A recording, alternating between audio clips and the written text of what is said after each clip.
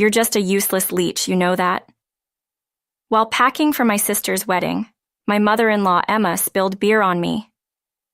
With no earnings of your own, attending a wedding on someone else's dime? You're like a thief, she said. She dumps all the household work on me, treating me like a housekeeper. I've endured until now, but this treatment is just too much. Can't even manage household chores properly, yet you want to go to a wedding? How selfish of you, she continued. Smirking as he joins in is my husband, Oliver. My name is Ava, a 32-year-old housewife. I met Oliver through friends and agreed to marry him on the condition that I quit my job to focus on household duties and live with his parents. Initially resistant to living together, I reluctantly agreed, thinking it would reduce the burden of rent if I quit my job. But soon after moving in, I realized this was a mistake. Your soup is always too thick. Drinking this constantly would lead to high blood pressure, complained my in-laws. I'm sorry. I thought I had made it thinner, I replied. But my in-laws never seem satisfied with my cooking. They always complain about my dishes, yet Emma never cooks. If we get sick, it's your fault. I'm sorry. I'll be careful, I apologized again. Even as I apologize, Oliver, sitting next to me, pretends not to notice. He never stands up for me. Emma regularly invites her friends over for tea parties. Hurry up with the snacks, you're always so slow. Move it, she demanded. Serving snacks and making coffee are always my responsibilities, and so is washing and tidying up the mountains of dishes after they leave. When I talk to Oliver about it, he says, it's natural for a wife to help out when mom's having fun. He's unresponsive. Mom, why don't you get the trendy pastries from the station for tomorrow's tea party? That's a good idea, but the line there is always so long. Just have Ava do it. Right, Ava? Go line up early tomorrow and buy them, he instructed. With that, he leaves for work. I'm not just a housekeeper. My frustration keeps growing. It's infuriating that both Emma and Oliver treat me like a slave. On top of that, living on Oliver's salary and his parents' pension is barely manageable, yet they insist on expensive snacks and coffee for these tea parties. While they are harsh to me at home, Emma and Oliver maintain a good public image, leaving me with no one to understand my plight. People say living with in-laws is tough, but your mother-in-law seems so kind. I don't know how to respond to such comments. What I really want to say is, I'm being harassed by my mother-in-law, but I'm too scared to make a fuss and stay silent. Your husband even greets us every morning. Oliver only takes out the trash to maintain a good impression with the neighbors. I'm the one who gathers all the trash and prepares the bags at the entrance. He just carries them to the trash collection area. He even helps with taking out the trash. What a cooperative husband you have. I'm envious. Should I be grateful that at least my husband takes out the trash, unlike some men who don't even do that? He never clears the table after eating and leaves cups wherever he last used them. His habit of leaving clothes strewn about only adds to my endless chores. Despite being a housewife herself, Emma does no household work at all. Bring the coffee before being asked. You're always so slow, she snapped. I'm swamped with chores from morning till night and can hardly keep up with my in-laws' coffee demands. Emma, who never lifts a finger herself, is quick to tell me what to do and always finds something I haven't done to criticize. Can't you do something about the water stains in the bathroom? You're supposed to clean it before it gets dirty. It's embarrassing how incompetent my daughter-in-law is at household tasks. Afraid of the consequences of talking back, I rarely do. Feeling obligated because I live here, I think it's my fault for not doing a good enough job at housework, and constantly get berated for being an inadequate wife. I tell myself I need to do better. Even when going shopping, I have to ask for money in advance and then return with the change and receipts. Since the receipts are always checked, I can't even buy things I like for myself. I'm sorry. Could I have some money to buy socks? I've been mending my socks, but now they're so worn out that there are holes in them. For your socks, $1 should be enough, right? Emma replied. When handed just $1, I felt like crying out of frustration. Back when I was single, I used to treat myself to clothes or drinks with friends. Now I don't have any money to spend freely. My parents have passed away, and I have no other relatives to turn to, so I thought I had no choice but to endure. A few days later, I received a wedding invitation from my sister, Sophia. After our parents died, we relied on each other. I desperately wanted to attend her important wedding. I begged Oliver and Emma, who were having their evening drink, please let me go to my sister's wedding. A wedding that'll cost money? Do you really have to go? Emma seemed very reluctant. You don't need to go, right? It's a waste of money. Oliver was not on my side either. In this house, there's no one on my side. Fine. Go if you want. I don't want our family to be spoken ill of because of your absence. Emma reluctantly agreed. Really? You're such a useless money eater. Mom is really kind, isn't she? Oliver added. No matter what they said, I was glad to be allowed to go to the wedding. I immediately started packing my bag. While packing clothes, I felt someone behind me. Turning around, I saw Emma standing there. Then she suddenly threw her beer on me. What are you doing, Emma? Without hiding her displeasure, she said, going to a wedding with someone else's money? You're like a thief. She was still angry about me going to the wedding. I do housework every day and never waste money. I had wanted to attend friends' weddings, but had always declined. Is it so wrong to want to attend my only sibling's wedding? I'm sick of even looking at you. Just leave and never come back. I was lost for words at such harshness. You can't even do housework properly, and you want to go to a wedding? How selfish, Oliver smirked, joining in with his parents. Understood, I replied weakly. The drink's gone bad. Let's start over with that. They left the room. Tears dripped onto the bag I was packing. I didn't bother to wipe them away and focused on packing not just clothes, but also my parents' photo and other valuables. Attending the wedding and seeing my sister's radiant face was overwhelming. Sophia, congratulations, I said in the dressing room. My sister's expression changed instantly. Big sis, what happened to you? You've lost so much weight. Are you okay? She looked concerned. Your complexion is really poor. Are you eating properly? It's her big day, and I feel terrible for causing her worry.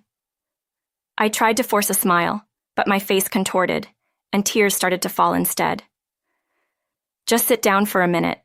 There's still time. Please tell me what's been going on. I told my sister everything that had happened. That's just terrible. I've been told never to come back. I wonder what I should do now. Should I return to that house and continue living as a housekeeper? I didn't want to go back, but felt like I had no choice. Listen to me, sis. Listen carefully, my sister said, looking into my eyes. Don't go back to that house just because they're family. It doesn't give them the right to take away your freedom. But I have nowhere else to go. I have to go back to that house. My sister took my hand. It's okay. I'm here for you. I'll always stand by you and protect you. After the wedding, my sister helped me find a new apartment, and I started a new life without returning to my in-laws. A week later, Oliver contacted me. I didn't want to answer, but he kept calling, so I reluctantly picked up. Where are you? Come back already, he shouted as soon as I answered. I was surprised for a moment, but I'm not the same person anymore. After talking a lot with my sister, I realized how abnormal my in-laws' house was. At first, I thought it was my fault for not being good at housework. You're not the one at fault, my sister kept encouraging me. I was told never to come back, so I won't be returning. I could hear a click of the tongue over the phone. Stop being so insolent and come back to apologize to Mom. I was amazed at how much he took Emma's side. I don't want to come back. I can't take it anymore. You're living in our house without earning or even doing proper housework. Just come back now. He hung up after that. But even living separately, the ties to my in-laws' house remained. To discuss a divorce, I went to my in-laws' house with my sister and her husband. The first thing I noticed was a foul smell when we entered. It smelled like rotting garbage that hadn't been taken out for days. Laundry was scattered everywhere, and the sink was overflowing with dishes. Had the house gotten this bad in just a few weeks? I was shocked at how different it was from when I lived there. We moved things around to make space to sit. Then I spoke up. I want a divorce. What? Don't joke around, Oliver said, slamming his hand on the table. It's true. You're complaining about having an incompetent wife living here, aren't you?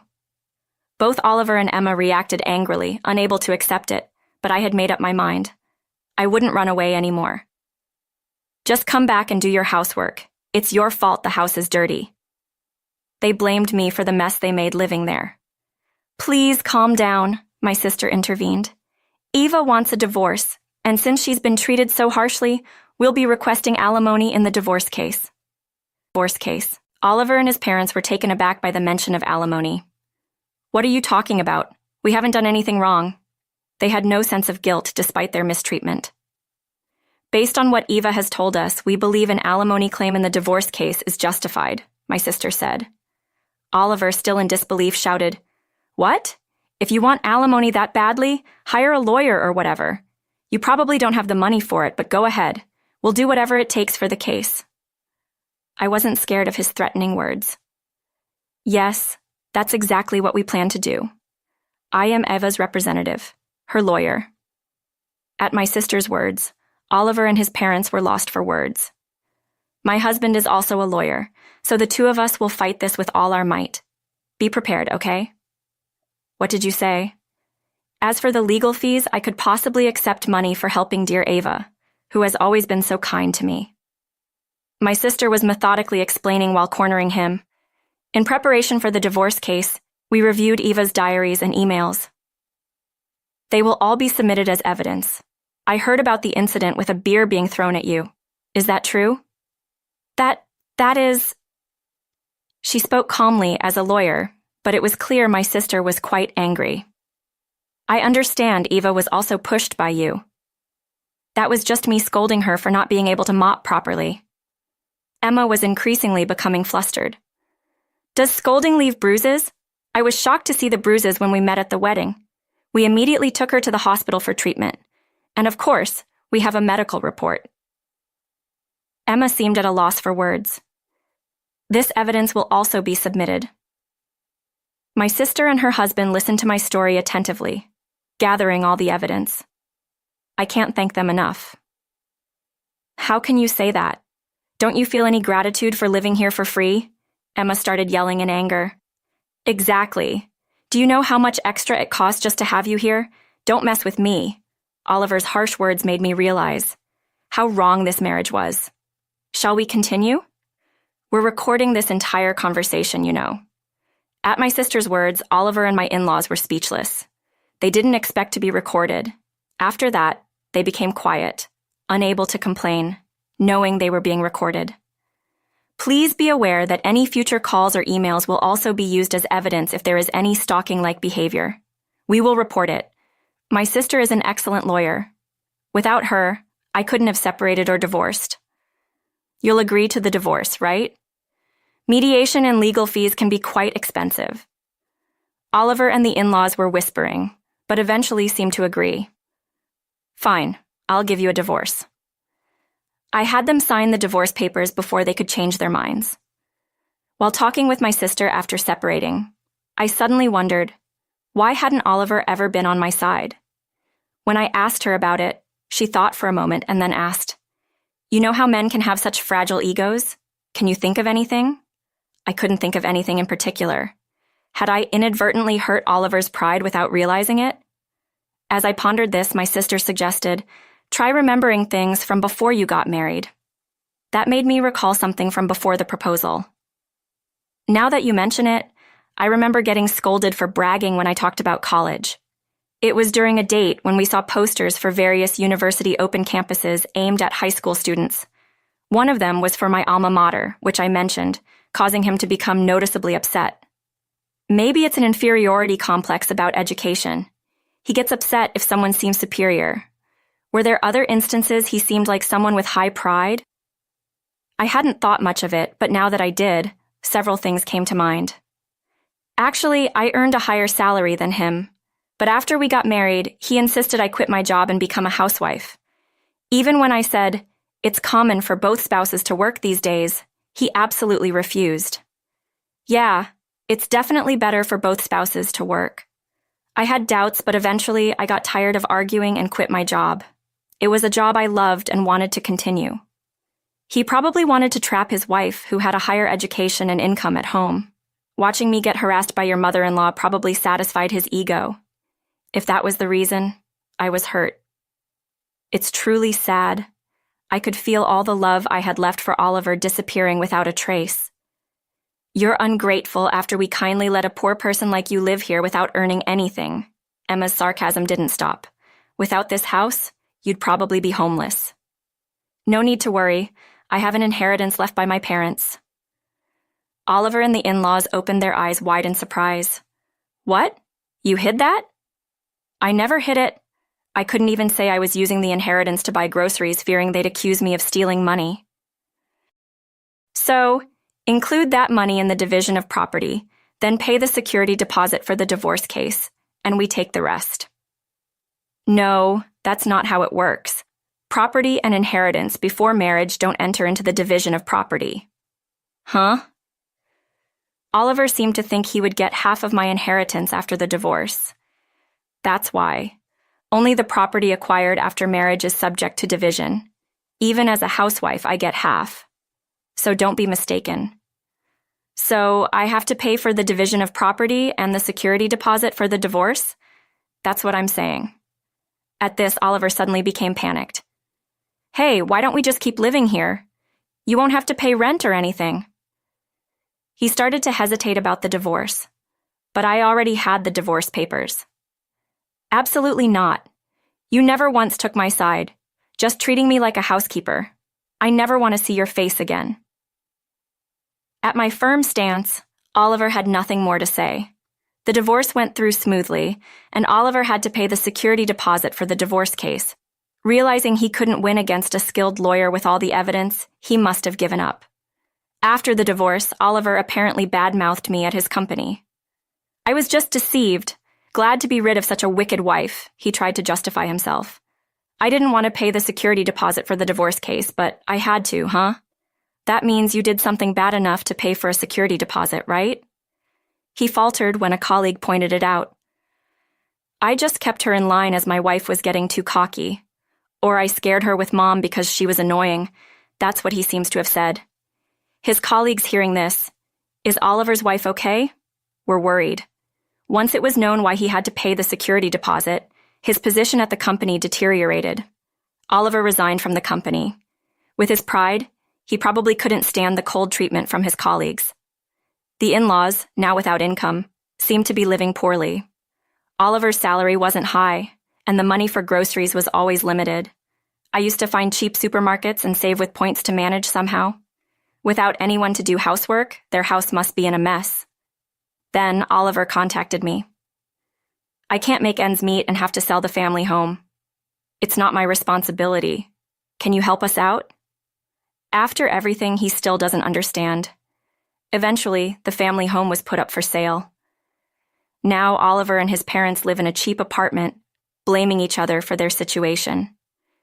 To me, it's just desserts, but they can't seem to accept responsibility. As for me, I'm returning to the job I loved before marriage. My sister and her husband didn't want payment, but I insisted to mark the end of it all, a fancy dinner as thanks.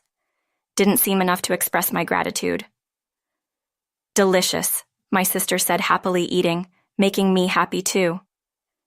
That's why I said so I'll always protect my sister. My sister was always there for me, on my side since I'm family. I want to be able to help you whenever you're in trouble. I'm done with marriage. What are you saying? I'm sure there's someone out there who will be on your side. Can someone like me who had given up on marriage and children find happiness again? Before, I had no freedom and couldn't hope for the future. But now, I want to walk my own path and reclaim my life. Got any plans for what you want to do? Thinking about it, I said. First, I'll go buy some fancy socks. What's that about? Laughing, we enjoyed the moment